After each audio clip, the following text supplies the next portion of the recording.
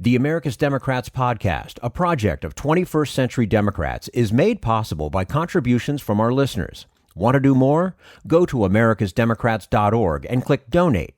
And thank you for allowing us to be your voice. And if you enjoy the show, please share it with your friends on Facebook and Twitter, and leave us a review on your favorite podcast app. This is the America's Democrats podcast, the weekly podcast for stand-up Democrats. Had enough of Fox News, the House Freedom Caucus, and Donald Trump?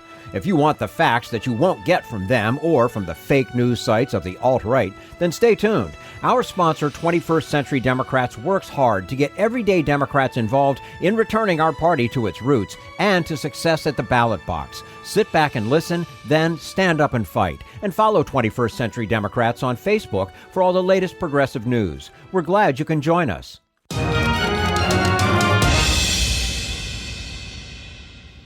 And we say hello to Jorge L. Vasquez, Jr., Director of the Power and Democracy Program with Advancement Project, a national, nonpartisan, multiracial policy, communications, and legal action organization. Jorge Vasquez, thank you so much for joining us today on the America's Democrats podcast.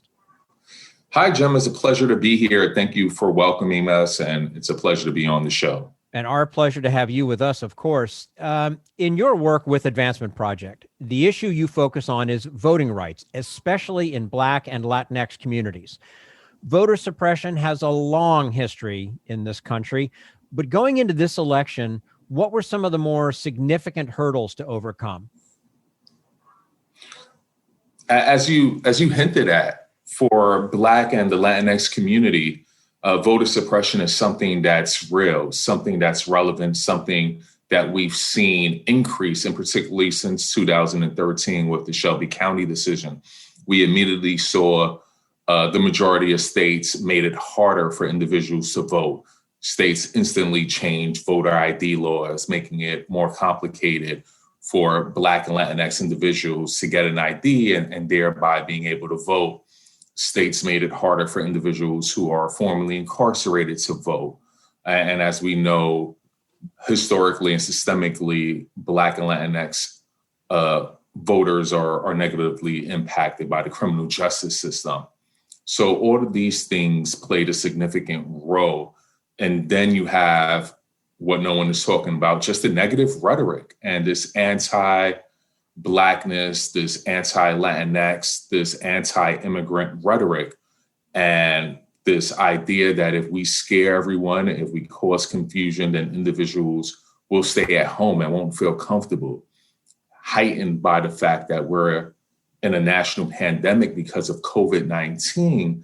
And again, understanding that Black and Latinx communities are disproportionately impacted by COVID-19. At the same time, a presidential election.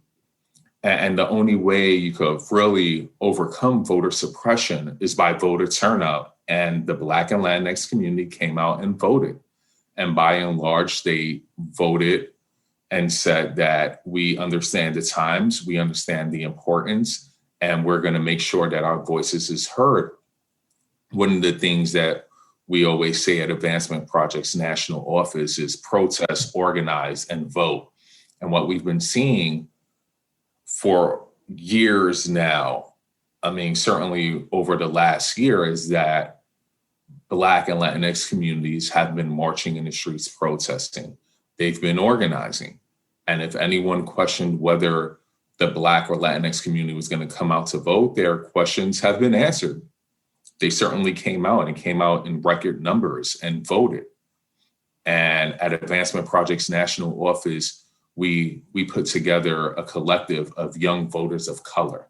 And in that collective, what we learned was that young voters of color, the top three issues were social justice, was COVID-19, and was police reform.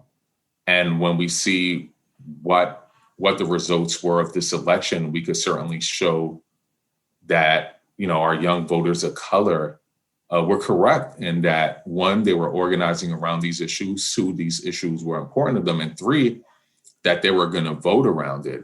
And we have a report up. You could check it out on our website, and that website is www.advancementproject.org. Your organization and many others led an incredible fight against voter suppression. Is it your sense that fight worked? There's still too much to be done. We still don't have automatic voter registration. We still disenfranchise individuals who are formerly incarcerated or justice involved. At Advancement Project's national office, we're encouraging and we're working towards a constitutional amendment to ensure that all citizens are able to vote. So while we were able to certainly encourage and help ensure that individuals were able to vote, that they were able to register to vote. For example, we had a sue in Virginia. In Virginia, the online voter registration system went down, and it went down nearly for the entire day of the last day of voter registration.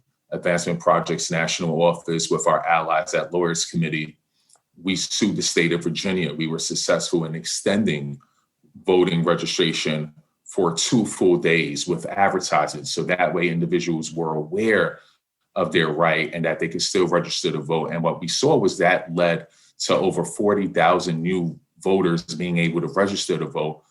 And looking at the voter turnout, we could project that many of them actually participated in this system. And that's how you overcome voter suppression, is making sure that everyone has access to the polls. So certainly we have things that we were able to see done and things that were done successful, but we're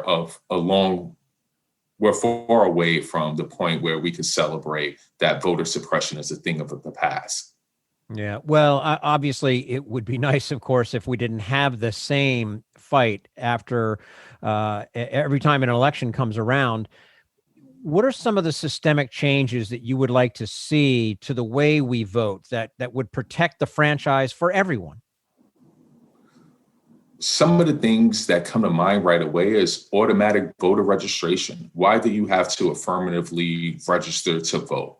Why do you have to wait until your birthday? Why is it that in one state you can pre-register to vote and in other states you cannot? Why is it that in some states, and not surprisingly, the whitest states in the country, individuals who are incarcerated are eligible to vote? Why is it in other states where there are majority minority states, namely states where there's a high Black and Latinx population, that individuals who are on parole and probation cannot vote, even though they've served their time? So what change I would like to see and what change Advancement Project's national office is championing is certainly going to include the right to vote and ensuring that individuals who are formerly incarcerated have that right to vote, and that we stop disenfranchising millions of Americans, particularly millions of Americans, many of which have paid their debt to society, to reintegrate into society and be able to voice their concerns and opinions through the ballot. And that's something that we would like to see at Advancement Project's office. Since the election, there's been a great deal of conversation about the effort by Black organizers to turn out the vote and what Biden owes Black voters. What do you want to see the Biden administration do to be accountable to Black voters? What Advancement Project's national office would want of the incoming administration is the same we would want from any administration. And accountability is at a minimum what would be expected. We want to make sure that all elected officials are held accountable to their voters. And we would be remiss if we didn't highlight that this election, for the first time, there were 30 million eligible Black voters, 18 million of those Black women. So what accountability looks like from that standpoint is going to be making sure you're listening to communities, making sure that you're putting people before politics, before party, that your cabinet reflects the fabric of this country. What we saw in the 2020 presidential election is that America is diverse. This is the first time in America's history where 10% of all eligible voters are foreign born or were foreign born. When you think of that, that tells a lot, because when we look at just these numbers alone, we're looking at 32 million eligible voters are Latinx, 30 million voters are Black, over 20 million eligible voters are foreign born. That shows diversity. That shows America's promise to the nation. And what we need from any administration, even local administrations, is accountability and accountability to the American people.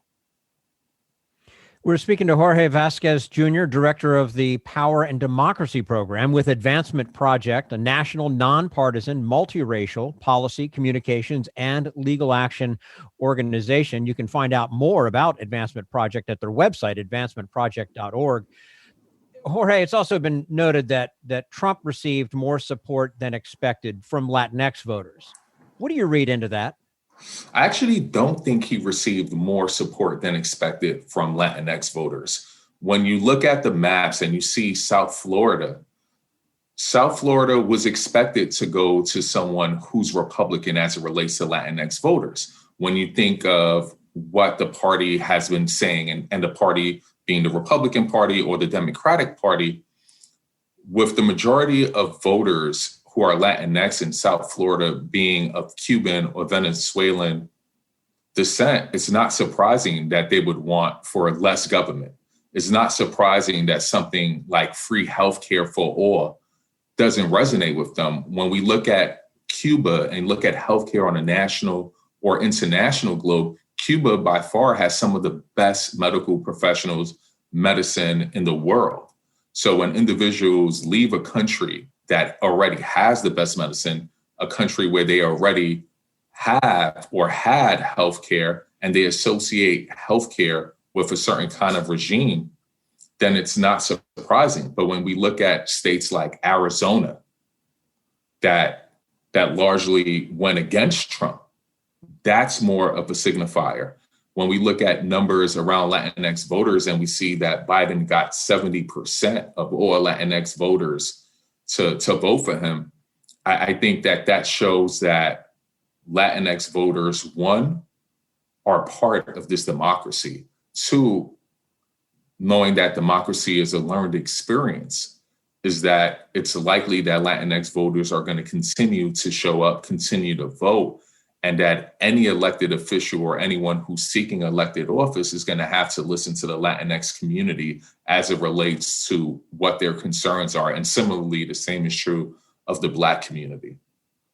But, you know, when you look at that area, Miami, the Dade County, and that group of Latinx voters, and even along the Texas border and the Rio Grande Valley, where Trump did pretty well, what does the Biden administration need to do to win over a larger share of the Latinx community?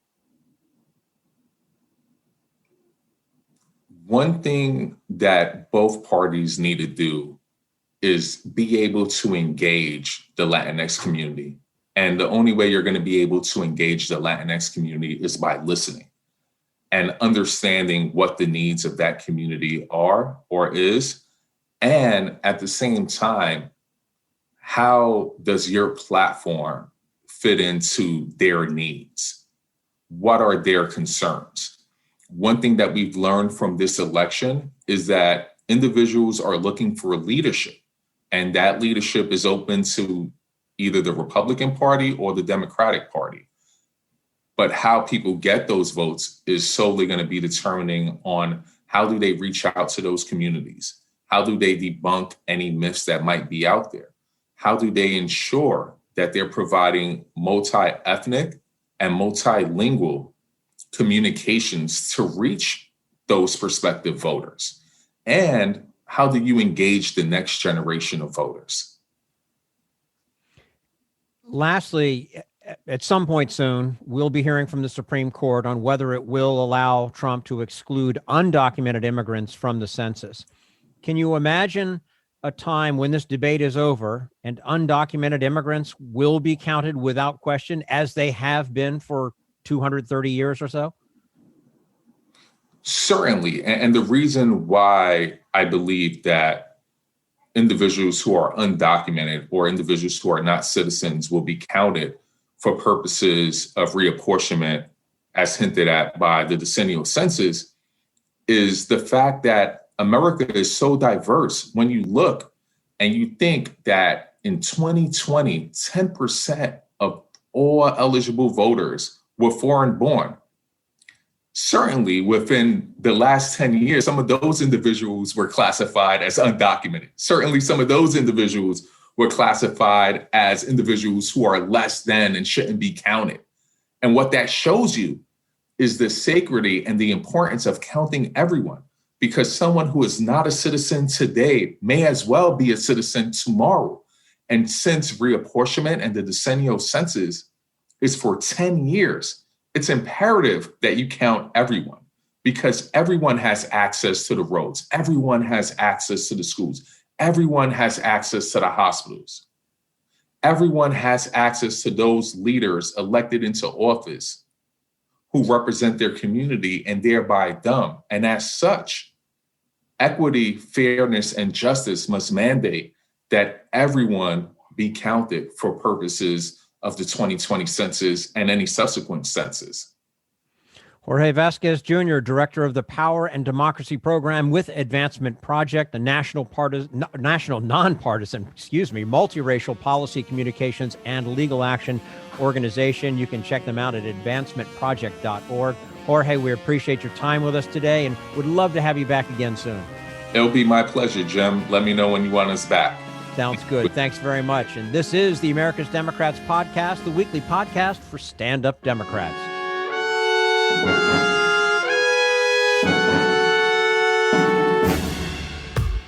We want you to sit back and listen to this americasdemocrats.org podcast, a project of 21st Century Democrats. But we need you to stand up and fight.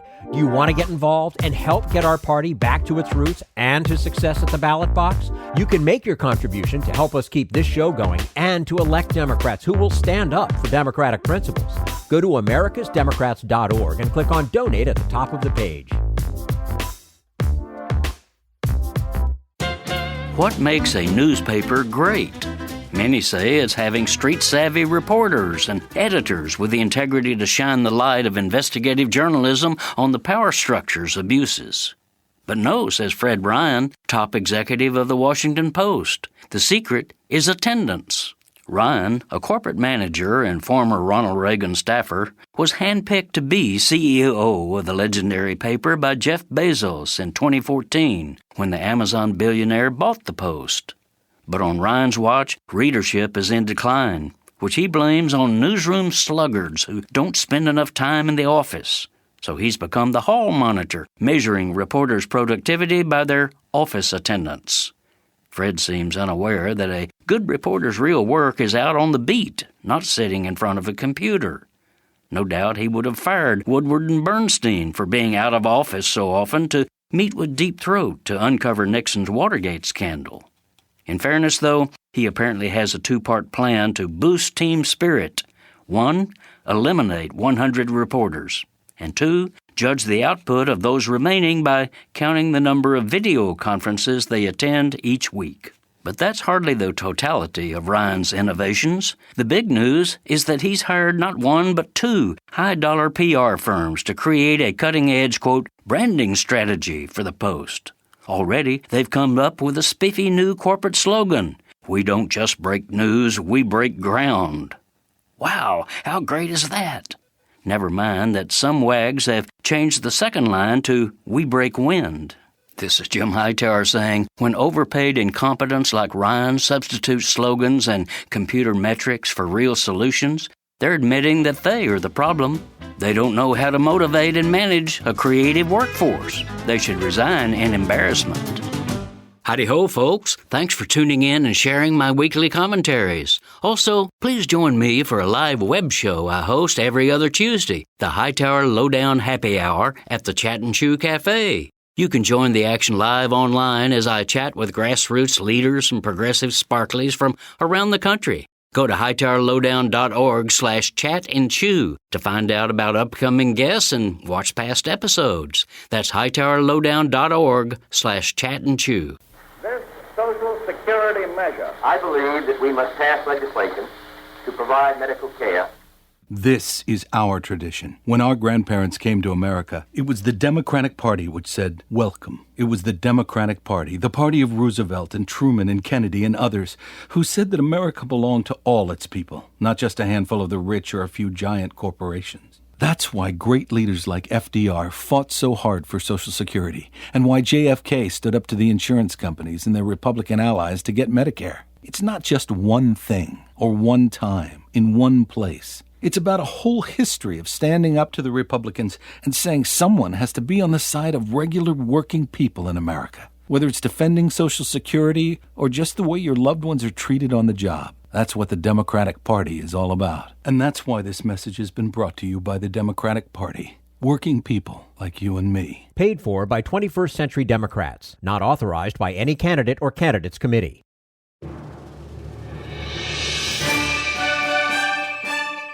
So last week, President Biden went to Philadelphia to Independence Hall, gave a very, very strong speech in which he told the American people, our democracy is on the line in 2022. Do you agree? Is our democracy in peril? And if so, what can we do about it? It is, Bill. And the speech that Biden gave is the speech that I've been waiting for someone to give for some time. And by way of context here, I work in domestic politics now, but my background is in foreign policy. And I spent 6 years as a senior official in the Obama administration. And my job was to advise the Secretary of State on democratization and democratic backsliding worldwide, and to raise red flags when other countries were in democratic decline. And what has frightened me so much over the last 5 years in our country, starting after the 2016 election and growing at an alarming rate, is the number of red flags that I have seen here in the United States. Whether that's demonization of the press, scapegoating of minority groups, restrictions on voting rights, questioning of free and fair elections. All of the signs are here that our democracy is in danger.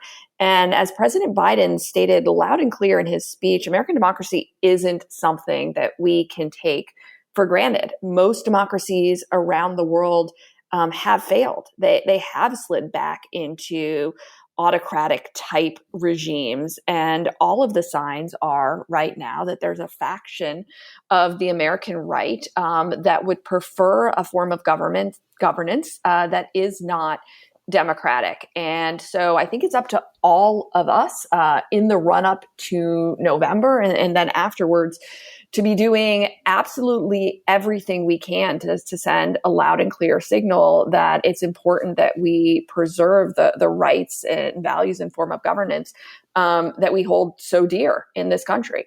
Is this an organized effort across the country to undermine our basic democratic free election system? I think it is an organized effort at this point. If you look, for example, Who's leading it?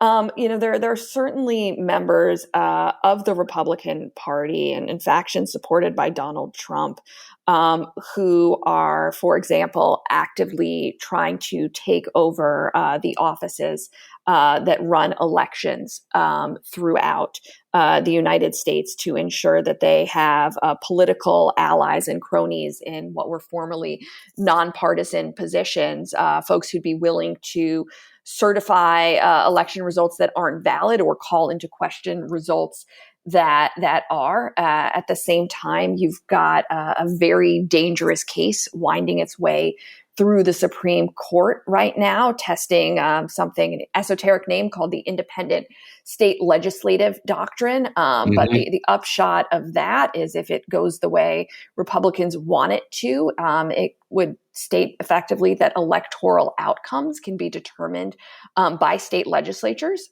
which is something we should be concerned about, given that 30 of them are in Republican control and also filled with election deniers. So, there are numerous disparate groups on the right that are contributing to this effort, but I have never in my lifetime seen at the highest levels of the party a sanctioning of a questioning of the validity of the American mechanics of elections. And this is something we should all be, I think, truly frightened about.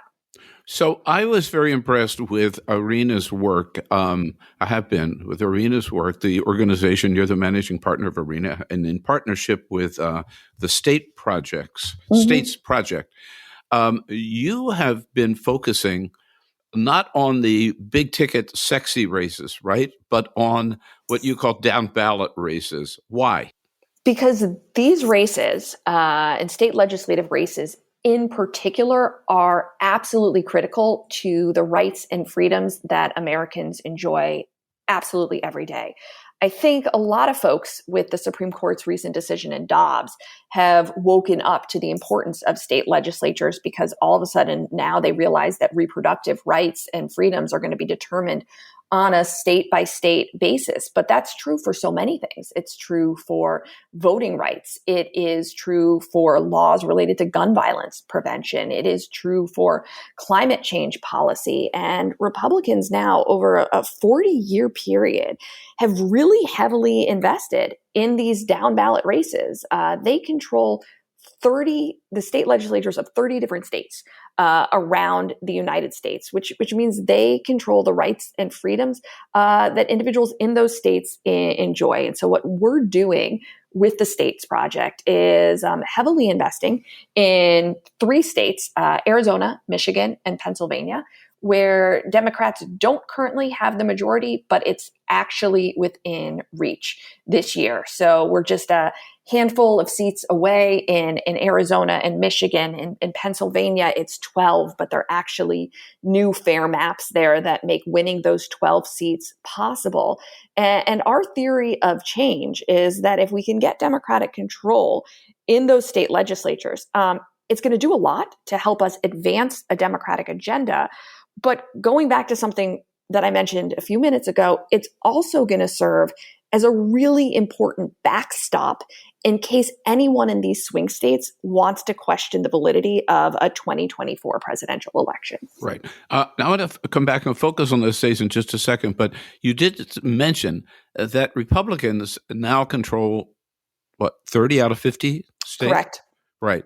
How did they get there? I mean, it didn't just happen by accident, right? Was this a deliberate strategy on the part of the Republican Party? It's a very deliberate strategy, a slow and methodical strategy to win seats, to gain control, to have control in census years, because in most states, it is the state legislature and not an independent body that draws district lines. So then to have control, draw lines that ensure that they will maintain control in most places indefinitely, and then use that power to enact an agenda that is anti-democratic, and that's small d democratic.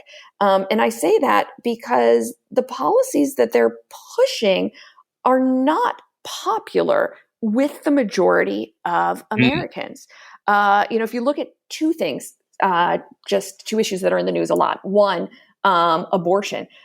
Most Americans believe that women should have a right to choose. And if you look at something like gun violence prevention, most individuals believe in our country by overwhelming majority that there should be universal background checks. In both of these areas, Republican state legislatures are pushing policy in the opposite direction against the will of their own voters, but they're able to do it because they've won power and then changed the rules so that they retain power. Right. This goes back to, I guess, Karl Rove, right? And it was Red Map? Is that what they called when they started this? I believe so. Yeah. And it also, frankly, goes to the fact that Republicans have been willing to invest in what I will call party infrastructure for a really long time. Picking up on something you said a few minutes ago, Democrats seem to have a bit of a shiny, pretty object problem. We like to fall in love with our candidates. We love someone who is smooth and charismatic and gives us hope. And as a former candidate myself, I know the importance of a good candidate. But candidates come and go. And if we invest only in campaigns and not in the infrastructure on the ground that stays after November, whether candidates win or lose, we put ourselves at a disadvantage. And Republicans have been very shrewd in that way, in recognizing that the ultimate goal, isn't what happens any given November. It's what happens 10, 20, 30 years out. And all of a sudden, they're seeing the fruits of that quiet labor now. They've got a supermajority on the Supreme Court. They've got, as I said, control in 30 state legislatures. And on account of this, they are able to push policies on the American people that otherwise never would pass. I just have to say, as a former state Democratic chair of California, you are singing my song.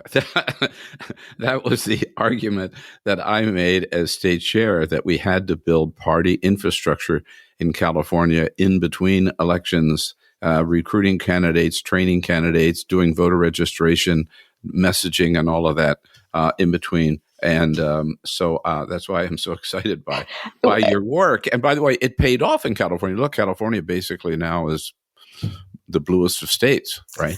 It did pay off. And, it's interesting that you mentioned state party infrastructure. I mean, I remember as a candidate in Florida in a deep purpley red swing district in 2018, launching my campaign and asking, where is the party infrastructure that I can plug into? Who are the organizers that are already on the ground doing the voter registration, mobilizing our communities? And the answer that I got was that will be built when the coordinated campaign gets stood up. Well, if you're a state like Florida and your primary election is late August, you're talking about trying to build all of that infrastructure in the last 2 months before an election. Doesn't work. And it simply does not work. It has failed for Democrats over and over again. And it's time to try something different. And that's what we're doing at Arena. Do you think the DNC gets it? Are they using any resources for down ballot races? The DLCC is doing, I think, an excellent job this year of trying to draw attention to down ballot races and the critical importance of them. But Lauren, let me just make sure that I and the rest and all of our listeners understand. Democratic Legislative DLCC. Democratic Legislative Campaign Committee, and thank you for calling me out on using too many acronyms here. So there are different bodies within the party infrastructure, and the DLCC is the one that is responsible for trying to elect state legislative candidates. Right. They've always been treated a little bit, I think, like the redheaded stepsister, compared to the bigger bodies that work to elect congressional and Senate candidates. But folks are starting to wake up this year to the importance of this. But the resourcing differences are still vast. And what I would also say is that while the party certainly recognizes, at least in theory, the importance of building long-term power, year-round organizers, like you mentioned, people who are going to do voter reg in the on year, but in the off year too. The incentives aren't really there for them to do that. Because the focus year over year always is on what's the next November going to look like? How do we win seats? And I think that's why you've seen so much reliance on the Democratic side in smaller organizations like our own in filling in those gaps that the party has left, because we see our work fundamentally as long-term. We hope there's a return on investment this November and the November afterwards, but we think with an eye to a 10, 20-year plan about building power on the left that will enable us to ultimately deliver policies for the American people.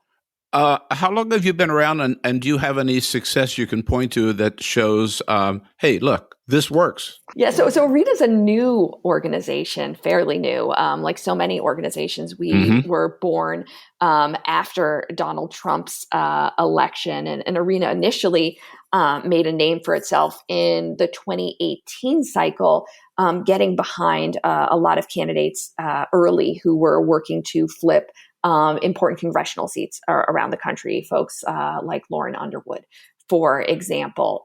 The work that we're doing on the state legislative level, though, is actually even newer than that. It started post 2018 when we started taking a bigger look at resourcing within the party on the left and realized that these kind of races were radically under-resourced. And we also realized at the same time that there was a ton of investment in candidates the way that we had in the first 2 years of our organization, but relatively paltry investment in recruiting and training staff, particularly diverse staff who looked like the communities people were running in, who represented the broad coalition of Democrats. And so that work is newer on our part. But what I think we have to show for it is 6,500 people that we have trained since the beginning of 2019. The majority of them women, the majority of them people of color, more than 25% self-identify as LGBTQ plus.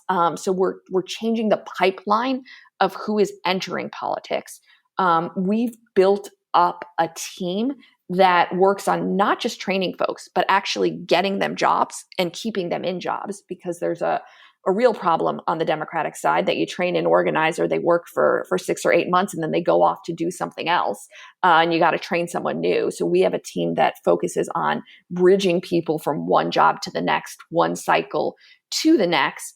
And then we've switched to these down ballot investments. And here I want to talk about what we did in Virginia last cycle, because we worked with the House Democratic Caucus there. We identified 7 seats. 5 of them were incumbent protects, 2 were flips. And on each of those seats, what we did is we added 1 additional staffer, where we at ARENA had trained the staffer and we fully paid for their salary and benefits. Wow. So small investment, $25,000 per race. You could spend that on 3 minutes of airtime in the last week of an election. But these were races that were decided by a few hundred votes, most of them. We won 3 of the incumbent protects outright. The other one, we lost in a recount by less than 200 votes. And so I think the thesis coming out of that, and why we're trying to scale this program, is that individual people can make a difference in terms of turning out voters, getting victories in these down ballot races, which end up ultimately being so important in determining the rights that people enjoy in that state. If you liked what you heard, please get involved in our efforts to keep this show going and to elect Democrats who are bringing the party back to its roots. Go to americasdemocrats.org and click on Donate at the top of the page. And be sure to find 21st Century Democrats on Facebook and Twitter, and leave us a review on your favorite podcast app. We want you to sit back and listen, but we need you to stand up and fight. Join us. Support the AmericasDemocrats.org podcast, a project of 21st Century Democrats, and help elect Democrats who will stand up for democratic principles with your contribution today. Go to AmericasDemocrats.org and click on Donate at the top of the page.